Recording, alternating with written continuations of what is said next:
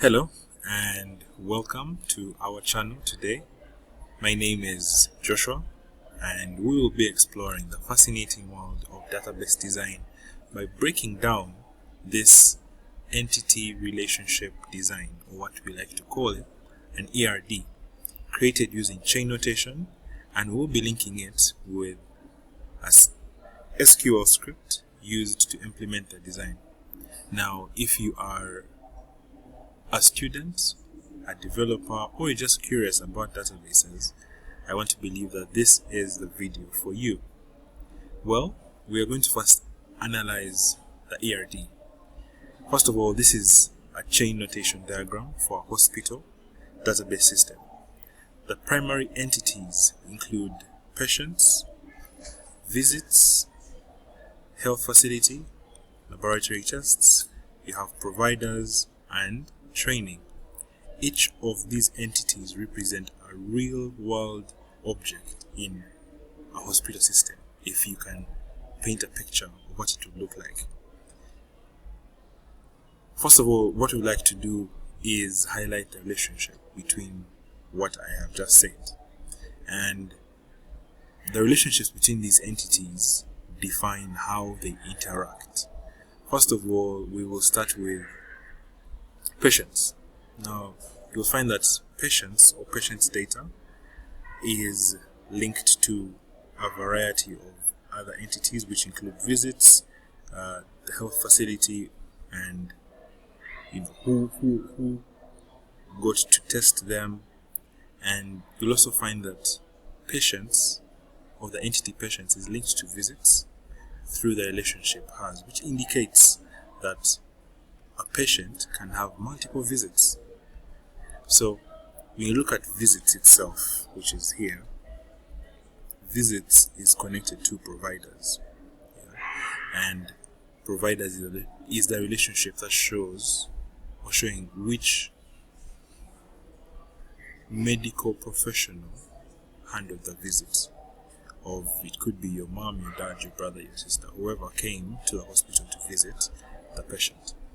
And when you look at laboratory tests, which is right up here, you see that through undergoes, which you would also say conducted by or conducted during, that relationship emphasizes that tests are tied to specific patients' visits.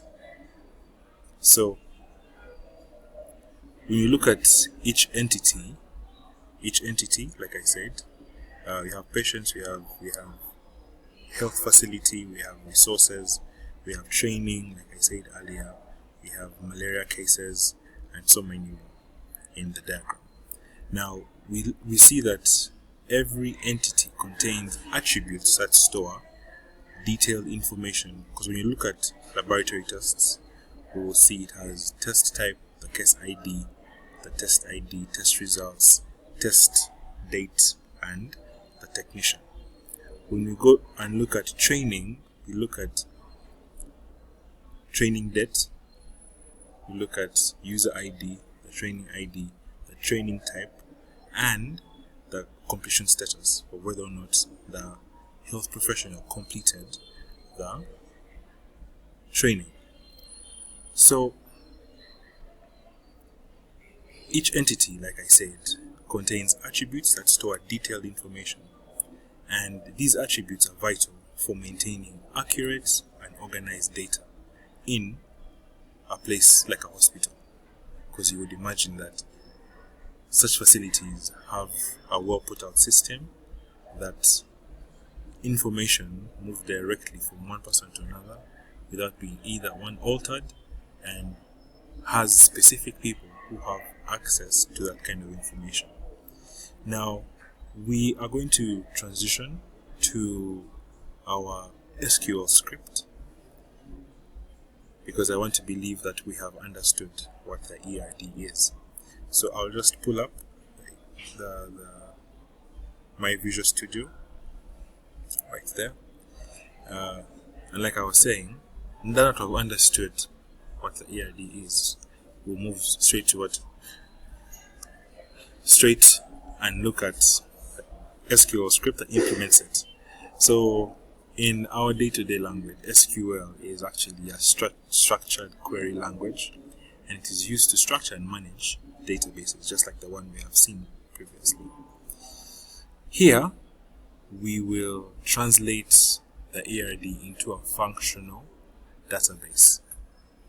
So, you start with patients table, or what you are seeing. You'll see location, you see properties table, you will see the clients table, you see the transaction table, you see the agents table, you see the assignment table, and that is it. So when you look at the patient or the code you're seeing, you'll see create patients table. Here, this command creates a table, and it will define its attributes, and it will establish patient's ID, which is a primary key, like you are seeing. So, to represent the relationships from the ERD, we use foreign keys. For instance, when you look at the visits table, which contains foreign keys referencing patients, and this can be achieved in the command you are seeing, the table you are seeing right here, and you'll see that it ensures that every visit is associated with an existing patient. You understand? So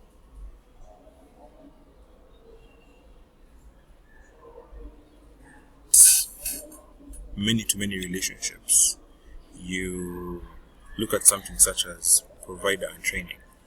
So we also create a junction table, which will be illustrated by this particular code, where we will create the provider training table, and you'll see we'll have, of course, the provider ID, the training ID, and obviously provider ID and training ID are primary key and foreign key respectively. So by connecting the ERD and SQL scripts, we see how